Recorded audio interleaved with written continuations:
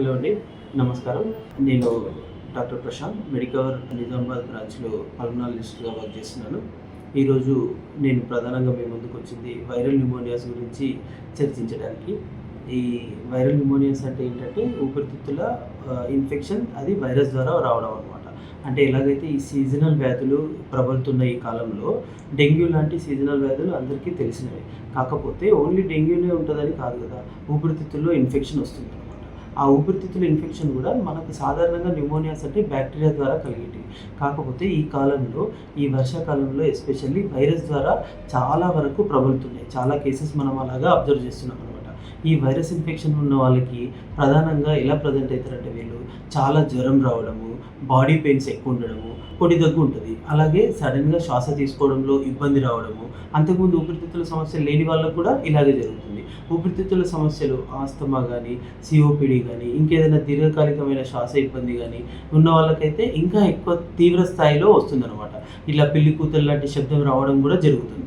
ఇలాంటి వాళ్ళు ఒక రోజులో ఇంటి వైద్యంలో పని ఏం సరిగ్గా చికిత్స జరగనట్టుగా అనిపిస్తే తొందరగా వైద్యుని సంప్రదించడము, అవసరమైతే అడ్మిట్ కూడా చేయాల్సి వస్తుంది అనమాట. ఎందుకంటే వీళ్ళలో ఎక్స్రే తీస్తే నార్మల్ కూడా రావచ్చు. సిబిపిలో తెల్ల రక్త కణాలు కూడా నార్మలే ఉంటాయి, కానీ సిఆర్పి ఎక్కువ ఉంటుంది. వీళ్ళలో కూడా ప్లేట్లెట్స్ తగ్గొచ్చు. ప్లేట్లెట్స్ తగ్గిన ప్రతి వాళ్ళను డెంగ్యూ అనుకోవడానికి కాదనమాట. డెంగ్యూ టెస్ట్ నెగిటివ్ ఉండొచ్చు, ప్లేట్లెట్స్ తగ్గొచ్చు, తెల్ల రక్త కణాలు ఏమో నార్మల్గా ఉంటాయి, ఫీవర్ మాత్రం హై గ్రేడ్ వస్తుంది, పొడి దగ్గు, శ్వాస తీసుకోవడంలో ఇబ్బంది పెరిగిపోతుంది అనమాట. ఇలాంటి వాళ్ళకు మనము సిటీ స్కాన్ చేస్తే వాటిలో జీజీఓస్ ఇట్లాంటి చేంజెస్ తెలుస్తాయి అనమాట. అయితే మనం ఇక్కడ ఇంకొకటి అబ్జర్వ్ చేయాల్సింది ఏంటంటే కొంతమందిలో ఏంటంటే సూపర్ ఇన్ఫెక్షన్స్ అని ఉంటాయి.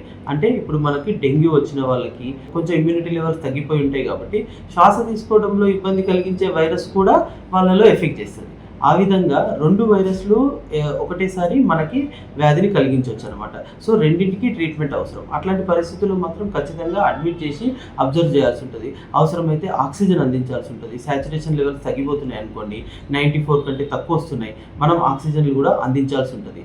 వీటిలో ప్రత్యేకంగా చికిత్స గురించి ఆలోచిస్తే కేవలం మనకి ఇన్ఫ్లుయెంజా అనే వైరస్కి సంబంధించిన టామిఫ్లూ, ఓసిల్టమావిర్ అంటాం అనమాట. దానికి సంబంధించిన మెడికేషన్ మాత్రమే అవైలబుల్ ఉంది. మిగతాదంతా కూడా మనము సపోర్టివ్ కేర్, అంటే పేషెంట్కి ఆక్సిజన్ తగ్గితే ఆక్సిజన్ అందించడము, దమ్ వస్తే ఎన్ఐవి లాంటివి అందించడము, వాటికి ప్లేట్లెట్స్ పెరగడానికి తగ్గుతున్నాయి, ఎలాంటి ట్రెండ్ ఉంది చూసుకోవడము, సెకండరీ బ్యాక్టీరియల్ ఇన్ఫెక్షన్ ప్రివెంట్ చేయడానికి యాంటీబయాటిక్స్ కూడా ఇవ్వాల్సి రావచ్చు అనమాట. సో అంతకుముందు ఊపిరితిత్తుల వ్యాధులు ఉన్నవాళ్ళు కానీ, లేకపోతే 1-2 రోజుల్లో తీవ్రమైన జ్వరము, పొడి దగ్గు, దమ్ము, శ్వాస తీసుకోవడంలో ఇబ్బంది వస్తే ఖచ్చితంగా పల్మనాలజిస్ట్ని, వైద్యుల్ని సంప్రదించి మీరు చికిత్స తీసుకోవాలి. దీన్ని నెగ్లెక్ట్ చేయడానికి లేదు. ఎక్స్రే నార్మల్ ఉన్న ప్రతి కేసులో ఊపిరితిత్తుల లోపల మంచిగానే ఉన్నట్టు చెప్పడానికి రాదనమాట. అవసరమైతే సిటీ స్కాన్ కూడా చేయించుకోవాల్సి వస్తుంది. సో ఇలాంటి సేవలన్నీ మెడికవర్లో అందుబాటులో ఉన్నాయి.